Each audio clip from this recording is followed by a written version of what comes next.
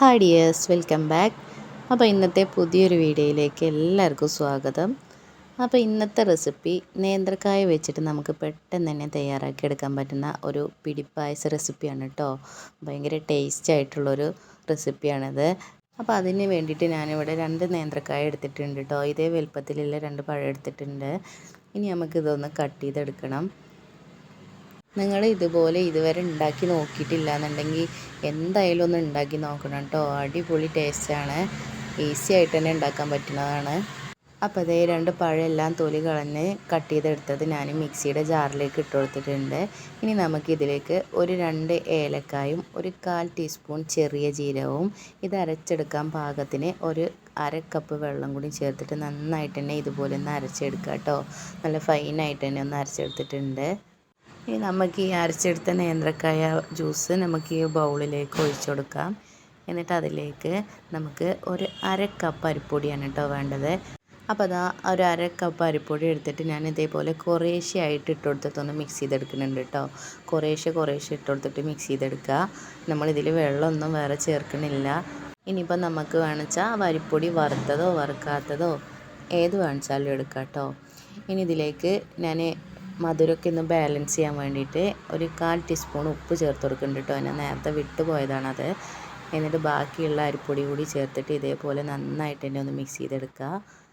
ഇതിൽ ഏലക്കായും ജീരകമൊക്കെ ചേർക്കണോണ്ട് തന്നെ ആ ഒരു ഫ്ലേവർ വരുമ്പോൾ ഇത് കഴിക്കണ നേരത്ത് ഒരു പ്രത്യേക തരം ഒരു ടേസ്റ്റാണ്.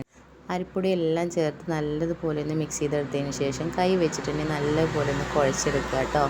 എന്നിട്ട് ഞാനിവിടെ ഇതേപോലൊരു പ്ലേറ്റ് എടുത്തിട്ടുണ്ട്. അതിൽ കുറച്ച് ഓയിൽ സ്പ്രെഡ് ചെയ്ത് കൊടുത്തിട്ടുണ്ട്. എന്നിട്ട് നമ്മൾ ഇതേപോലെ കുഞ്ഞു ബോൾസാക്കി എടുക്കണം കേട്ടോ. നമ്മൾ ചെറിയ ബോൾസാക്കി എടുക്കുമ്പോൾ ഇത് കഴിക്കണ നേരത്ത് നല്ല ടേസ്റ്റ് ആയിരിക്കും. നമ്മൾ ഈ വലിയ ബോൾസ് കഴിക്കണേക്കാളും ചെറിയ ബോൾസാക്കി എടുത്താൽ കാണാനും നല്ലൊരു ഭംഗി ഉണ്ടാവും. അതുപോലെ തന്നെ കഴിക്കുമ്പോഴും നല്ല ടേസ്റ്റാണ്. അപ്പോൾ എല്ലാം ഇതുപോലെ ബോൾസാക്കിയതിന് ശേഷം നമുക്കിത് ആവിയിലിട്ടിട്ടൊന്ന് വേവിച്ചെടുക്കണം കേട്ടോ. അത് വെന്ത് വരുന്ന ടൈം കൊണ്ട് നമുക്കിതിലേക്ക് മധുരത്തിന് ആവശ്യമായിട്ടുള്ള ശർക്കരപ്പാനി ഒന്ന് തയ്യാറാക്കി എടുക്കണം കേട്ടോ. അതിന് ഞാനിവിടെ 4 അച്ച് ശർക്കര എടുത്തിട്ടുണ്ട്. എന്നിട്ട് അതിലേക്ക് ഒരു ഗ്ലാസ് വെള്ളം ഒഴിച്ച് കൊടുത്തിട്ട് ഈ ഒരു പരുവത്തിലാക്കി എടുക്കുക കേട്ടോ. ഇപ്പോൾ ശർക്കര എല്ലാം നല്ലതുപോലെ മെൽറ്റായി വന്നിട്ടുണ്ട്. ഇനി നമുക്ക് ഈ ഫ്ലെയിം ഓഫ് ചെയ്ത് കൊടുക്കാം. അപ്പോഴേക്കും നമ്മളെ പഴം കൊണ്ടുള്ള കുഞ്ഞു ബോൾസ് ഇതേപോലെ നന്നായിട്ട് തന്നെ വെന്ത് വന്നിട്ടുണ്ട്. ഇനി ഞാൻ ഇതേപോലൊരു ചായപാത്രം അടുപ്പിൽ വെച്ചിട്ടുണ്ട്. അതിലേക്ക് ആ ശർക്കരപ്പാനി ഒന്ന് അരിച്ചെടുക്കുക കേട്ടോ. നല്ല അഴുക്കുണ്ടെങ്കിൽ നമുക്ക് പോയി കിട്ടാൻ വേണ്ടിയിട്ടാണ്. അതുപോലെ അരിച്ചെടുത്തതിന് ശേഷം ആ കുഞ്ഞു ബോൾസ് ഇതിലേക്ക് ഇട്ട് കൊടുക്കുക. എന്നിട്ട് അതൊന്ന് നന്നായിട്ടൊന്ന് തിളച്ച് വരട്ടെ. അപ്പോഴേക്കും നമുക്കിതിലേക്ക് ഇത് കുറുക്കിയെടുക്കാൻ വേണ്ടിയിട്ട് ഒരു അരിപ്പൊടി മിക്സ് തയ്യാറാക്കി എടുക്കണം കേട്ടോ. അതിന് വേണ്ടിയിട്ട് ഒരു 2 ടീസ്പൂൺ അരിപ്പൊടി എടുത്തിട്ട് അതിലേക്ക് കുറച്ച് വെള്ളം കൂടി ഒഴിച്ചെടുത്തിട്ട് കട്ടകളൊന്നും കൂടാതെ തന്നെ നന്നായിട്ട് തന്നെ ഒന്ന് ഇതുപോലെ മിക്സ് ചെയ്തെടുക്കുക.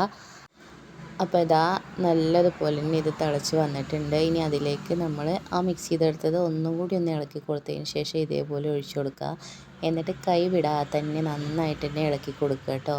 ഈ ഒരു പരുവത്തിൽ കുറുകി വരുന്നവരെ കൈവിടാതെ ഇളക്കി കൊടുക്കുക. ഇനി ഇതിലേക്ക് നമുക്ക് ഒരു 1/2 കപ്പ് തേങ്ങ ചിരവിയതുകൂടി ചേർത്ത് കൊടുക്കാം. ഈ ഒരു ടൈമിൽ ഫ്ലെയിം ഓഫ് ചെയ്ത് കൊടുക്കാം. ഇനി നിങ്ങൾക്ക് ഇതുപോലെ തേങ്ങ ചേർത്ത് കൊടുക്കാൻ ഇഷ്ടമില്ല വെച്ചാൽ ഇതിലേക്ക് തേങ്ങാപ്പാൽ ചേർത്ത് കൊടുത്താലും മതിയാവും. അപ്പോൾ അതാ ഇത്രയേ ഉള്ളൂ. വളരെ എളുപ്പത്തിൽ തന്നെ തയ്യാറാക്കി എടുക്കാൻ പറ്റുന്ന റെസിപ്പിയാണ്. നിങ്ങൾ ആരും ഇതുപോലെ ട്രൈ ചെയ്തിട്ടില്ല എന്നുണ്ടെങ്കിൽ ഒന്ന് ട്രൈ ചെയ്ത് നോക്കുക. ഒപ്പം തന്നെ ഈ കുഞ്ഞു ചാനൽ ആദ്യമായിട്ട് കാണുകയെന്നുണ്ടെങ്കിൽ ഒന്ന് സബ്സ്ക്രൈബ് ചെയ്യാനും ലൈക്ക് ചെയ്യാനും ഷെയർ ചെയ്യാനും മറക്കല്ലേ. ഒപ്പം തന്നെ ഫീഡ്ബാക്ക് കൂടി അറിയിക്കുക കേട്ടോ.